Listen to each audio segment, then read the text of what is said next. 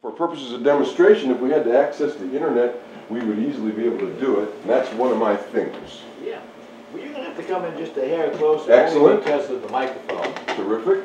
Now, if I did this correctly, let me just push this button. Yeah, we're good. It looks like this might be tape instead of digital. It is digital. It is no. Tape has kind of gone the way of the dodo bird in this business. Yes. My poor camera is now ancient. Yeah. So let's start off with today. Do you like to be called Bob? Well, SoCooLBob is a nickname that I adopted because of my website. So I like SoCooLBob, actually. Over the years, I've come to really enjoy it, actually. Okay. Yeah, that's very good. Tell me a little bit about yourself, Bob. There's an interesting background to you when I read some of the stuff that you've been into or done. Give me a little idea who SoCooLBob is.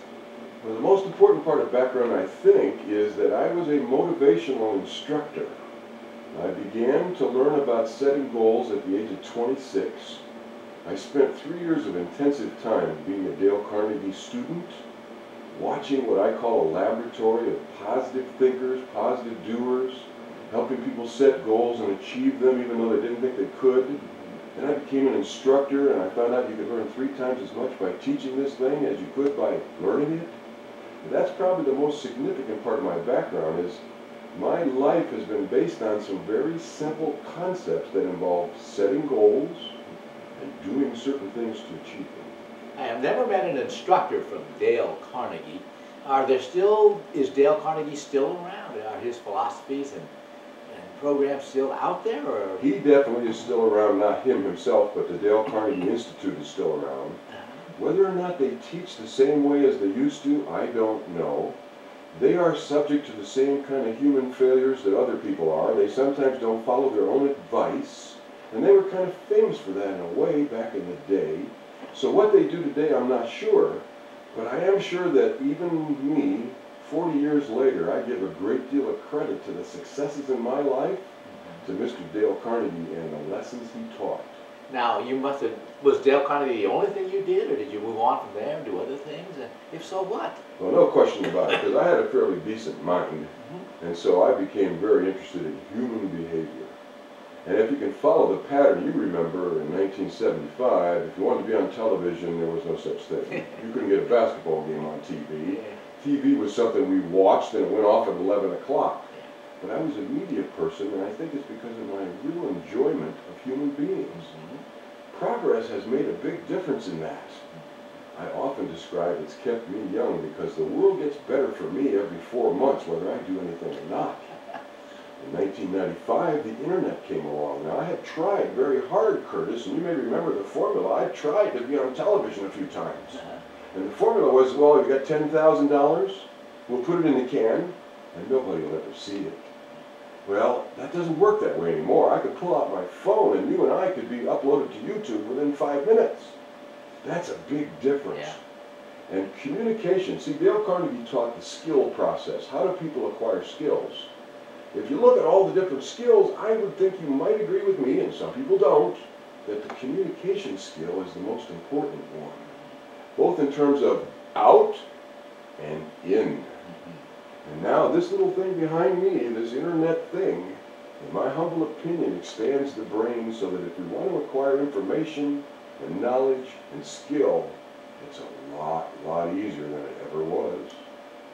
Tell me now about the philosophy of using the underhand approach to sinking free throws. I mean, how did that all start? I mean, what is that about? Well, my progress of the internet was typing and creating internet pages and things, and then I started to take pictures because that was possible. Then I started to do video. And in 2003, Rick Barry came to Rohnert Park for his fantasy basketball camp.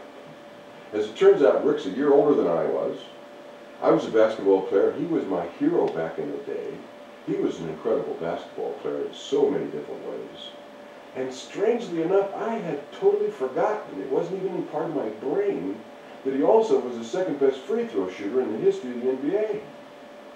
But the unique thing was, for me, and I would suspect now for the world, the method that he uses to achieve 90% success is unlike most human behaviors in that nobody on this planet copies what he does. I found that rather fascinating because the principle of success is very simple. You find somebody who knows how to do something, they can teach you how to do it, usually in a very short time. He can teach you how to do it in 2.5 minutes, and then you copy them. Isn't that the way we do things? Isn't that what the internet is, the duplication? Isn't that what the computer is? So wouldn't you think that if a guy can shoot 90% free throws, in a world where some people can't shoot 50% free throws, that people would copy him? Curtis, that was 2003. I had become a bit of an expert at shooting the underhand free throw. At 65 years of age, I can now make 90% of my free throws, and I don't play a lot of basketball. And Curtis, I'm a pretty good communicator. And yet 7 years later, do you know, on this planet, nobody's doing it? Nobody. I think that's a little strange. I think there's something we can learn about human behavior from it. And I remember I'm a motivational person. When I do things, I consider what if, what if, what if. I believe literally that the secret to world peace could be discovered in the human behavior of not copying the underhand free throw. Isn't that something? Yeah. Well, I got some sort of email from you and it was, I guess, maybe sent to Rick Barry. Yes, it was. Copies to a lot of different people. I do group behavior by email. Yeah, have you talked to Rick about it? And what is the exchange going on about? Lately. Not lately. We have had communication over the years. When I negotiated back in 2003, I negotiated to put it on television and to own the video. And that was a part of our deal. And about 5 years ago, when the YouTube came along and it was possible to take that video and put it up there for everybody in the world to see, I took advantage of it and put it up on YouTube. It turns out Rick objected to the idea of me putting it on YouTube. We won't go into the details because I'm not a student of negatives, but he did object.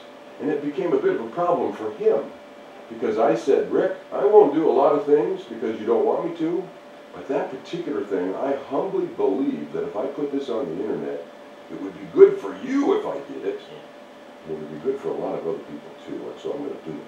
Well, what was on the video that, was it you talking about the underhand? 6.5 minutes of Rick Barry teaching what he does to make the underhand free throw. If I were to analyze it as I did back in the day, I would say that 3 minutes of it is pure, unadulterated nonsense. It has nothing to do with the skill involved.